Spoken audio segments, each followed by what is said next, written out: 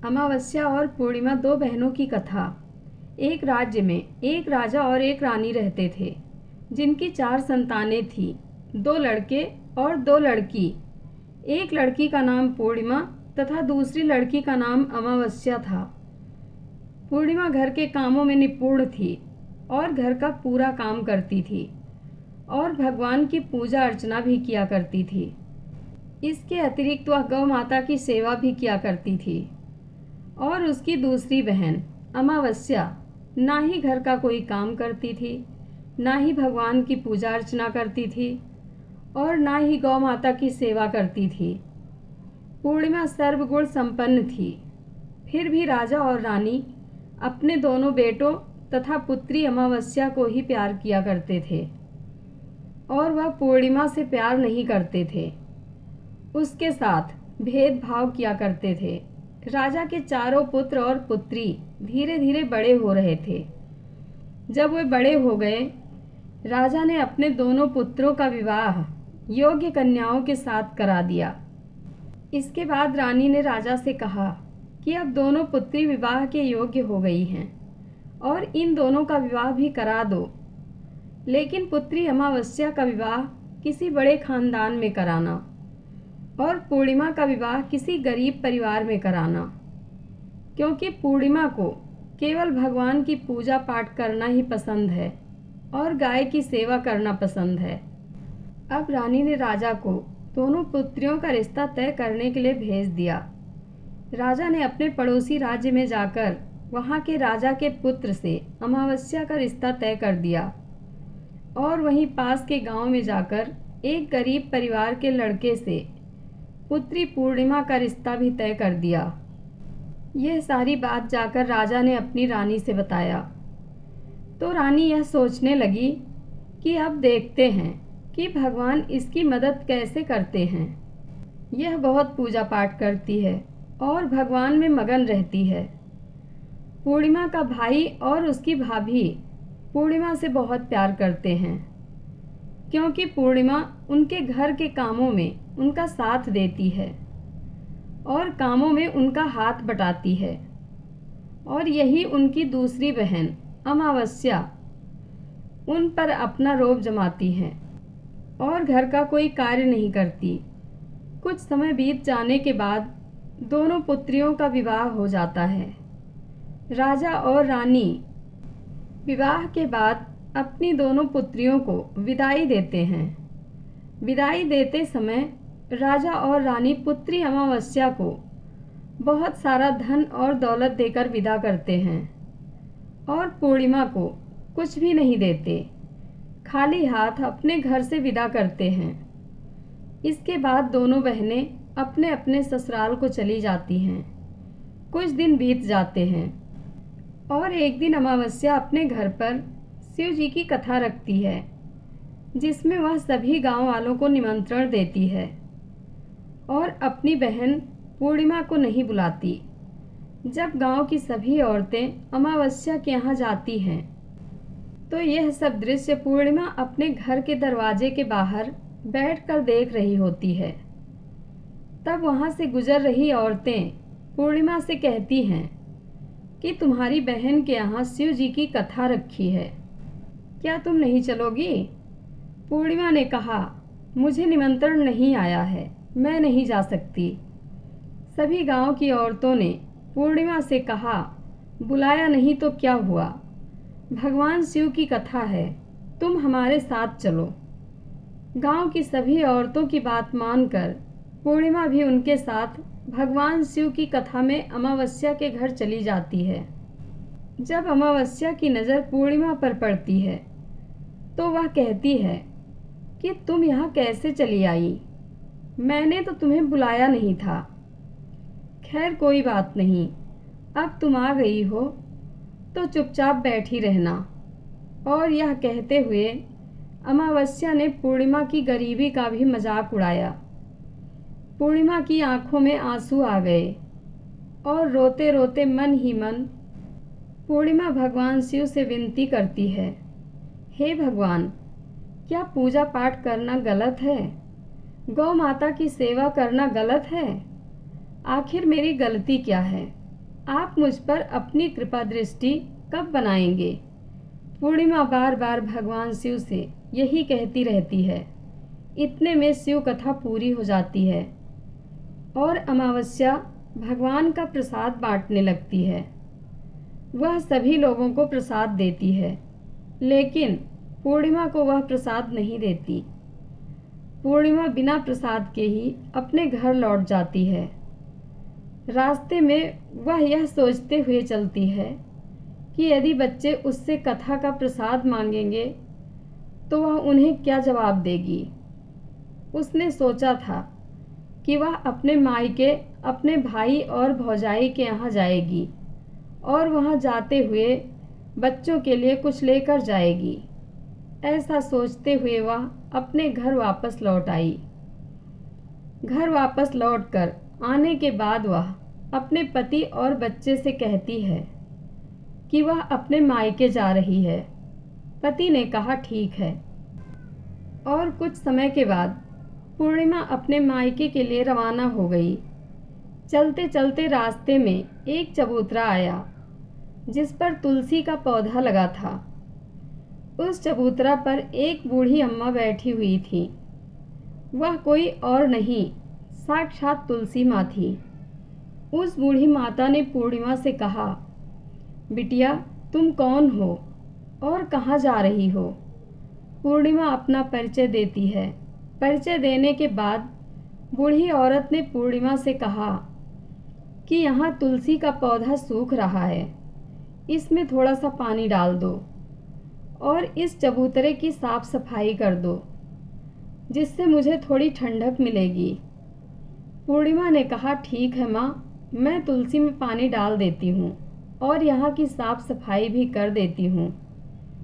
पूर्णिमा ने साफ सफाई करने के बाद बूढ़ी अम्मा को भी नहला दिया और बूढ़ी अम्मा की भी सेवा की, उनके पैर दबाए और बूढ़ी अम्मा से कहा कि माँ जी और बताइए मैं आपकी क्या सेवा करूं? और कोई काम है तो बता दीजिए, मैं कर दूंगी। बूढ़ी अम्मा ने कहा कुछ नहीं, अब तुम जाओ और वापस आते समय मुझसे मिलते हुए जाना। पूर्णिमा ने बूढ़ी अम्मा से कहा ठीक है अम्मा जी, मैं जाती हूँ, वापस आते वक्त आपसे मिलते हुए जाऊंगी। कुछ समय आगे चलने के बाद एक शिव मंदिर आया। वहाँ उसे एक बूढ़े बाबा मिले जो मंदिर के बाहर बैठे हुए थे। वह कोई और नहीं, साक्षात भोलेनाथ थे। उन्होंने पूर्णिमा से कहा कि कहाँ जा रही हो बेटी, तुम कौन हो? तब पूर्णिमा ने अपना परिचय दिया। फिर उस बूढ़े बाबा ने पूर्णिमा से कहा इस चबूतरे की और इस मंदिर की सफाई कर दो। तब पूर्णिमा ने मंदिर की और चबूतरे की साफ सफाई कर दी और वहाँ पर पूजा पाठ अर्चना भी की। और साफ सफाई पूजा अर्चना करने के बाद उन्होंने बूढ़े बाबा को भी नहला दिया और उनसे कहा कि बाबा और कोई काम हो तो बताइए। तब बूढ़े बाबा ने कहा नहीं बेटी, अब तुम जाओ और वापस आते वक्त मुझसे मिलते हुए जाना। पूर्णिमा ने कहा ठीक है बाबा, मैं जाती हूँ, वापस आते हुए आपसे मिलते हुए जाऊंगी। आगे चलते चलते कुछ दूर चलने के बाद पूर्णिमा को एक काली जी का मंदिर दिखा। वहाँ भी एक बूढ़ी अम्मा चबूतरे पर बैठी हुई थी। उस बूढ़ी औरत ने भी पूर्णिमा से कहा कि बेटी तुम कौन हो, कहाँ जा रही हो? तब पूर्णिमा ने उस बूढ़ी औरत को भी अपना परिचय दिया। बूढ़ी औरत ने पूर्णिमा से कहा कि यहाँ पर सभी पूजा पाठ करने के लिए आते हैं, लेकिन मंदिर की साफ सफाई करने के लिए कोई नहीं आता, इसलिए तुम मंदिर की और चबूतरे की साफ सफाई कर दो। पूर्णिमा ने कहा ठीक है माता जी। और पूर्णिमा मंदिर की और चबूतरे की साफ सफाई कर देती है और पूजा पाठ भी करती है और माता जी का श्रृंगार कर देती है और उस बूढ़ी अम्मा को भी नहला देती है और बूढ़ी अम्मा के पैर दबाती है और कहती है कि सभी काम हो गया है माँ जी, और कोई काम हो तो बताइए, बूढ़ी अम्मा कहती हैं कि नहीं बेटी, अब तुम जाओ, लेकिन वापस आते वक्त मुझसे मिलते हुए जाना। पूर्णिमा कहती है ठीक है, और वह आगे चली जाती है। आगे चलते चलते एक नदी आती है। वहाँ पर भी एक बूढ़ी अम्मा बैठी रहती हैं और वह कहती हैं कि बेटी, तुम कौन हो और कहाँ से आई हो। उसे भी पूर्णिमा अपना परिचय देती है। बूढ़ी औरत पूर्णिमा से कहती है कि नदी पर स्नान करने तो यहाँ सब आते हैं, लेकिन यहाँ की साफ सफाई कोई नहीं करता, इसलिए तुम इस किनारे पर साफ सफाई कर दो। पूर्णिमा कहती है ठीक है माँ जी, और वहाँ की साफ सफाई कर देती है और उस बूढ़ी अम्मा के पैर दबा देती है और कहती है माँ जी, और कोई काम हो तो बताइए। बूढ़ी औरत कहती है कि कुछ नहीं बेटी, तुम जाओ, लेकिन वापस आते वक्त मुझसे मिलते हुए जाना। और वह नाव में बैठकर नदी के दूसरे किनारे पहुंच जाती है और वहां अपने मायके के घर पहुंच जाती है। वहां पर पूर्णिमा का भाई और भाभी उसे देखकर बहुत खुश हो जाते हैं और वे पूर्णिमा की बहुत खातिरदारी करते हैं और उससे बहुत सारी बातें करते हैं और कहते हैं कि बच्चों को भी साथ में लेकर आती तो बहुत अच्छा होता। अब कुछ समय के बाद पूर्णिमा ने वापस अपने ससुराल जाने को कहा, तो उसकी भाभी ने उसके लिए एक साड़ी दी और बच्चों के लिए कपड़े और खाने पीने की कुछ चीज़ें रख दी और कहा कि तुम बहुत दिनों के बाद आती हो। और पूर्णिमा की भाभी ने यह थैला पूर्णिमा के हाथ में दे दिया और कहा कि जाओ और जल्दी वापस आना।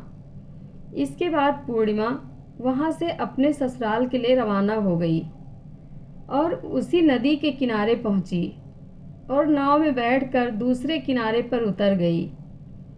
वहाँ पर उतरने के बाद वहाँ पर उसे वही बूढ़ी अम्मा मिली जो साक्षात गंगा मैया थी। उस बूढ़ी अम्मा ने पूर्णिमा को एक थैला दिया और कहा कि इसे तुम अपने घर जाकर ही खोलना। उन्हें लेकर पूर्णिमा वहाँ से रवाना हुई। आगे कुछ दूर चलने पर काली माँ का मंदिर आया। वहाँ पर काली माँ बूढ़ी माँ के रूप में विराजमान थी। उसने कहा, आ गई बेटी पूर्णिमा। पूर्णिमा ने कहा, हाँ माँ जी, मैं आ गई। तो काली माँ ने उसे एक थैला दिया और कहा, तुम यह थैला अपने घर जाकर खोलना। अब पूर्णिमा के पास 3 थैले हो गए थे। तीनों थैली लेकर पूर्णिमा आगे बढ़ी। कुछ दूर जाने पर शिव जी का मंदिर आया, जहाँ बूढ़े बाबा के रूप में शिव जी स्वयं विराजमान थे। बूढ़े बाबा ने कहा, पूर्णिमा, तुम वापस आ गई। पूर्णिमा ने कहा, हाँ बाबा, मैं वापस आ गई। बूढ़े बाबा भी पूर्णिमा को एक थैला दिए और कहा कि यह थैला तुम घर जाकर ही खोलना। पूर्णिमा ने कहा, ठीक है बाबा। अब पूर्णिमा के पास 4 थैले हो गए थे। अब पूर्णिमा 4 थैले कैसे ले जाती। उसने एक पुरानी साड़ी निकाली और उन सभी थैला का एक गट्ठर बना लिया और सर पर रखकर वहाँ से रवाना हो गई। कुछ दूर जाने के बाद उसे तुलसी माँ बूढ़ी औरत के रूप में मिलती हैं और कहती हैं, पूर्णिमा तुम आ गई। पूर्णिमा कहती है, हाँ माँ जी, मैं आ गई। वह बूढ़ी औरत भी उसे एक थैला देती है और कहती है कि यह थैला तुम अपने घर जाकर ही खोलना। पूर्णिमा कहती है, ठीक है माँ जी। अब पूर्णिमा के पास 5 थैले हो गए थे। पूर्णिमा वहाँ से रवाना हुई तो वापस अपने घर पहुँच गई। पूर्णिमा ने गट्ठर को नीचे रखा और सबसे पहले अपने मायके का थैला खोलकर देखने लगी। उसमें बच्चों के लिए अच्छे अच्छे कपड़े और खाने पीने की चीज़ें थी। उसमें कुछ गहने भी थे। पूर्णिमा ने कपड़े अपने बच्चों को दे दिए और खाने पीने की चीज़ें भी बच्चों को दे दी। बच्चे यह सब पाकर बहुत खुश थे। अब पूर्णिमा ने दूसरा थैला खोला जो उसे गंगा मैया ने दिया था। उसमें ढेर सारे हीरे जवाहरात, सोना चांदी आदि था। इसके बाद अब पूर्णिमा ने तीसरा थैला खोला जो उसे काली माँ ने दिया था। उसमें बहुत सारा सोना श्रृंगार का सामान भरा हुआ था। इसके बाद पूर्णिमा ने चौथा थैला खोला जो उसे भगवान शिव ने दिया हुआ था। उसमें बहुत सारा धन संपत्ति भरा हुआ था और बहुत सारी खुशियाँ भरी हुई थी। इसके बाद अब पूर्णिमा ने पांचवा थैला खोला जो उसे तुलसी माँ ने दिया था। उसमें चावल, दाल और 7 प्रकार की खाने की चीज़ों से भरा हुआ था। अब पूर्णिमा के घर में किसी भी चीज़ की कमी नहीं थी। उसका घर धन धान्य से भरा हुआ था और परिपूर्ण था। अब पूर्णिमा और उसका परिवार सुख में जीवन व्यतीत करने लगा। अब पूर्णिमा के मन में विचार आया कि क्यों न शिव जी की कथा कराई जाए और शिव जी की कथा में एक कार्यक्रम रखा। पूर्णिमा ने गांव के सभी लोगों को निमंत्रण दिया और घर घर जाकर सभी लोगों को बुलाया। पूर्णिमा अपनी बहन अमावस्या के घर भी गई और अमावस्या को भी शिव जी की कथा के लिए उसने अपने घर पर बुलाया। जब अमावस्या पूर्णिमा के घर शिव जी की कथा में आई तो उसने देखा कि पूर्णिमा के घर में किसी भी चीज़ की कोई कमी नहीं है। इतना सारा धन दौलत देखकर अमावस्या आश्चर्यचकित हो गई। उसने पूर्णिमा से कहा कि तुम्हारे घर में इतनी धन और दौलत कहाँ से आई पूर्णिमा? पूर्णिमा ने कहा, देखो बहन, तुमने शिव जी की कथा में मुझे नहीं बुलाया था, फिर भी मैं चली आई और तुमने मुझे प्रसाद तक नहीं दिया और मेरी गरीबी का मजाक भी उड़ाया।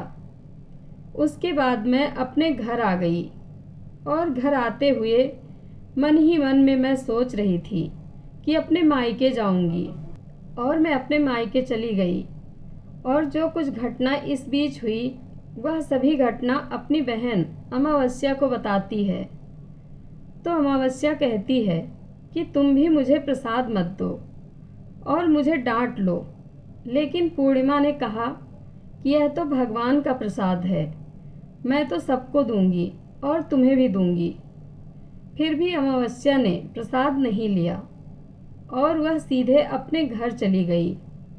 घर जाकर अपने बच्चों से कहकर वहाँ से अपने मायके जाने के लिए तैयार हो गई और मायके के लिए निकल गई। उसे भी रास्ते में चलते चलते तुलसी माँ मिली जो चबूतरे पर बूढ़ी माँ के रूप में बैठी हुई थी। बूढ़ी माँ ने अमावस्या से कहा कि बेटी, कौन हो तुम और कहाँ जा रही हो? अमावस्या ने अपना परिचय दिया। बूढ़ी माँ ने कहा, बेटी, यह तुलसी का पौधा सूख रहा है, इसमें थोड़ा सा पानी डाल दो और इस चबूतरे की साफ सफाई कर दो।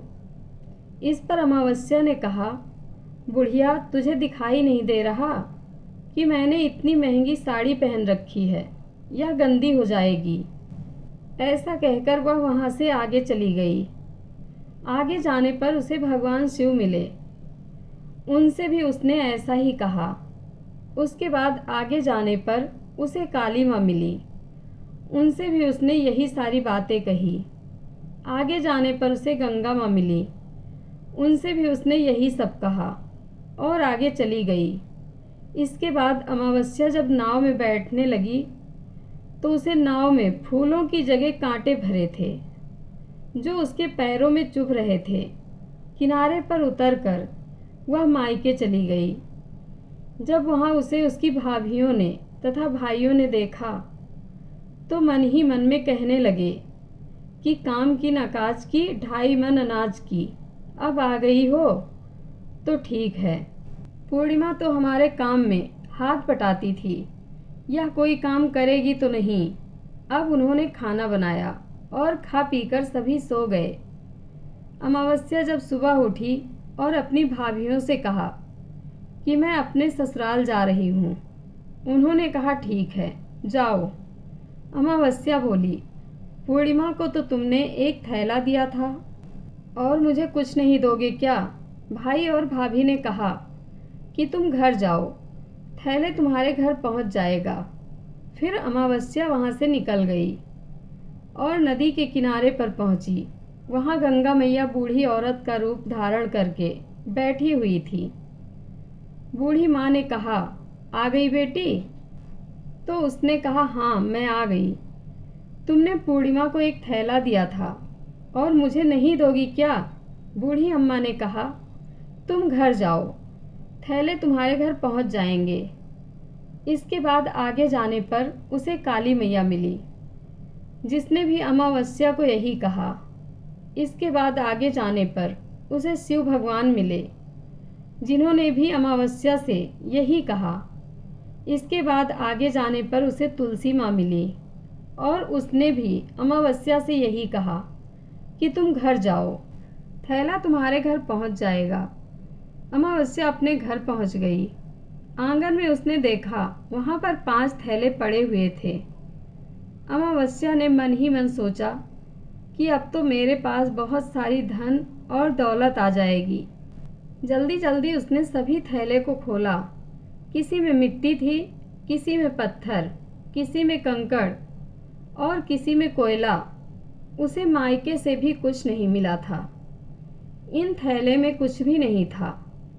अमावस्या दौड़ती हुई पूर्णिमा के घर गई और कहती है कि तुम्हें तो इतना सब कुछ मिला, मुझे तो कुछ नहीं मिला। आखिर क्यों? तो पूर्णिमा कहती है कि जब मैं अपने मायके जाती हूँ तो अपनी भाभियों के साथ उनके कामों में हाथ बटाती हूँ, उनके साथ मिलकर काम करती हूँ। लेकिन तुम ऐसा नहीं करती, उनकी इज्जत भी नहीं करती, इसलिए वह तुम्हें भला क्या देंगे। इसके बाद तुमने गंगा मैया को ठुकरा दिया और काली माँ को भी ठुकरा दिया और भगवान शिव को भी तुमने ठुकरा दिया, इसलिए उन्होंने भी तुम्हें कुछ नहीं दिया। अमावस्या कहती है कि बहन, तुम मुझे माफ़ कर दो, मैंने तुम पर हमेशा अत्याचार किया, मुझे कुछ नहीं मिला तो कोई बात नहीं, मैं भी भगवान की भक्ति करूँगी और सब कुछ प्राप्त कर लूँगी। मुझे इन सब चीज़ों का रहस्य बताओ। तो पूर्णिमा ने कहा कि तुम 3 सूत्र का ज्ञान ले लो और उसकी कथा करना। पहले सूत्र में दया मांगना और दूसरे सूत्र में कथा मांगना और तीसरे सूत्र में 108 बार ओम नमः शिवाय का जप करना। बहन, भगवान ने यह सूत्र दिए हैं, इनको अपने हृदय में बसा लेना। मैंने भी यह 3 सूत्र अपने जीवन में अपनाए थे और सच्चे मन से भगवान की भक्ति पूजा पाठ की थी। फिर भगवान ने मुझे यह सब कुछ दिया और तुम्हारे पास जो कुछ था वह भी सब खत्म हो गया। इसके बाद अमावस्या अपने घर गई और भगवान की पूजा पाठ करने लगी। भगवान शिव से उसने माफ़ी मांगी और गौ माता की सेवा भी की और दूसरों की मदद भी करने लगी। ओम नमः शिवाय। जय भोलेनाथ। कथा अच्छी लगे तो कमेंट बॉक्स में अपनी राय ज़रूर दें। धन्यवाद।